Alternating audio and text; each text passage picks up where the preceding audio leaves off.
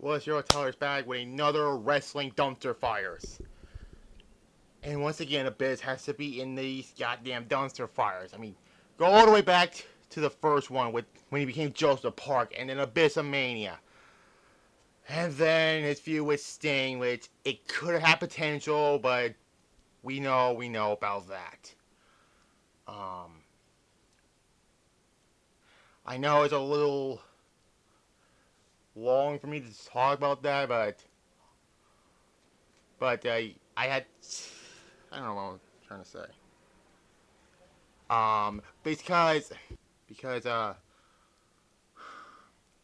there was a new SpongeBob episode on here where Patrick's family, well, for his his mom, his dad, his grandfather, his and Squeedina, they all like messed up the timeline, and which it kind of reminds me of that story in 2K25 where Cody Rhodes and R-Truth screw up the 2011 timeline where Punk did not get his big moment in that, and yeah, that story, the Muni storyline.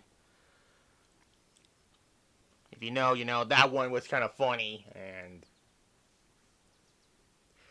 by the way, that was a really awesome episode. Going back to see my childhood episodes with it in reverse time periods was kind of cool, though.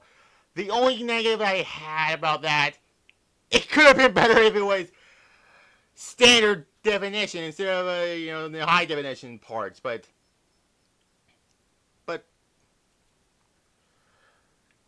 besides that, SpongeBob is on my episodes. My second broadcast partner behind the Joker. He was a competitor, but now he's shifted to the commentary booth because I like to do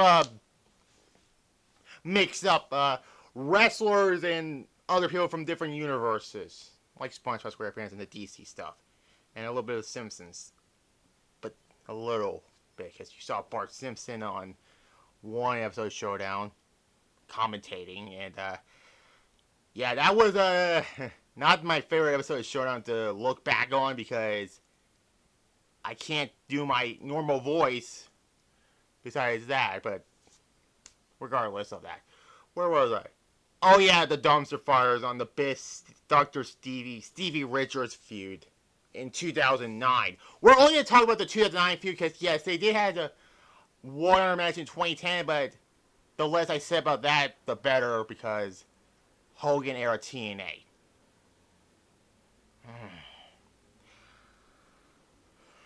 So where do I begin?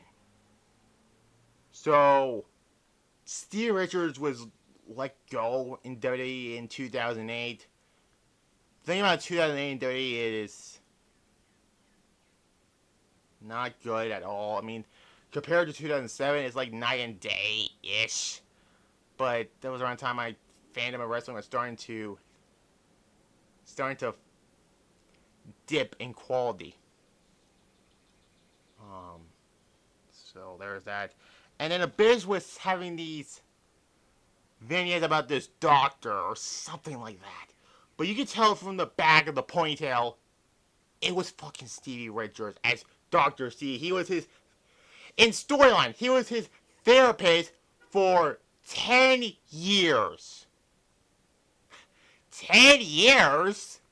1999 to 2009? Get out of here with that bullshit. Because Dr. Stevie Stevie Richards was in the WWF when he was on Heat and Metal, and it was like that disastrous right to censor gimmick.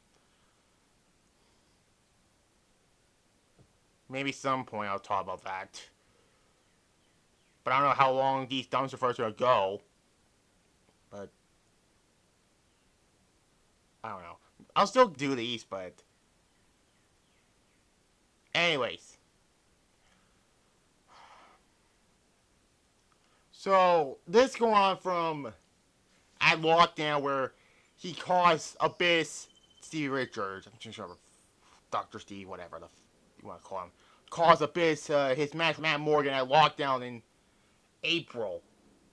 If you saw my Lockdown 2009 review, there's that.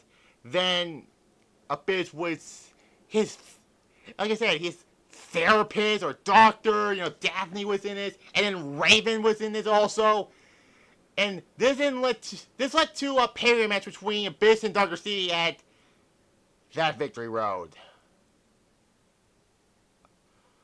I mean, the only good thing about that show was AJ Styles and Kevin Nash.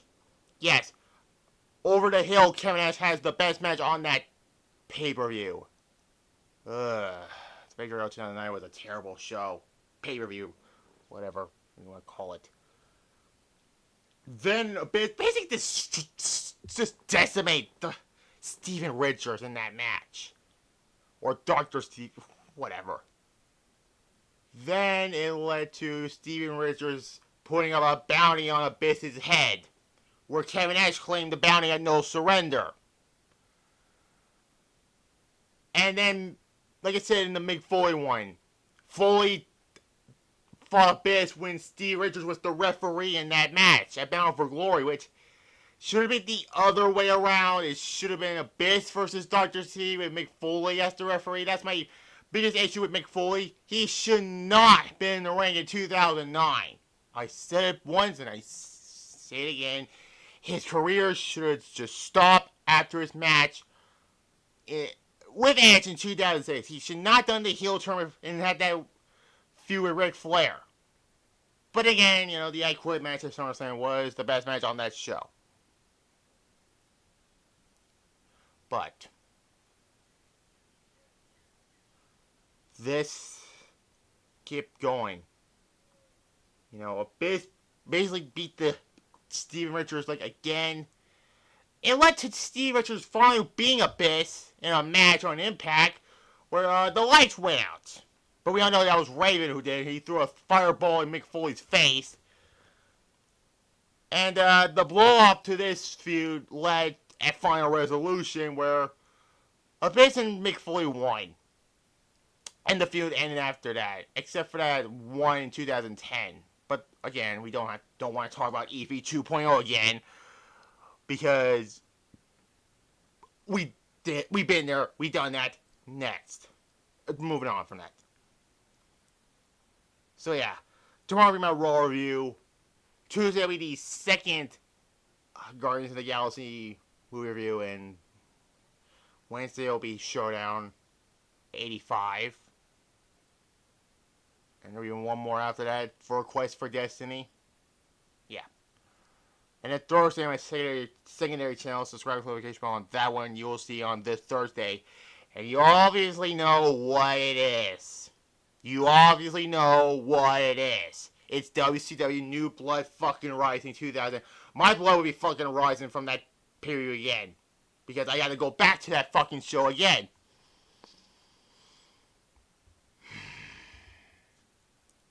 And then the SummerSlam reviews. And I'll do some August reviews also. But there's that. Like this video, comment below, subscribe to this channel, hit the notification bell as well. That's one of my favorite channel titles, reviews. Subscribe to the notification bell on that one also. And there, bye.